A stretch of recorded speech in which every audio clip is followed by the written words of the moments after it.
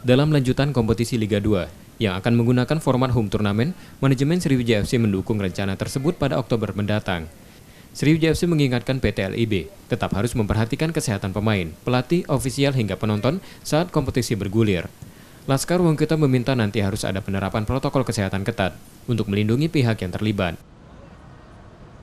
Yang sudah ditetapkan dan untuk menjamin kenyamanan, ya mungkin kalaupun ada penonton ya, kenyamanan penonton, terus kenyamanan individu pemain itu sendiri dan seluruh ofisial yang ada, saya pikir ya sangat wajar kalau diterapkan protokol kesehatan yang ketat ya.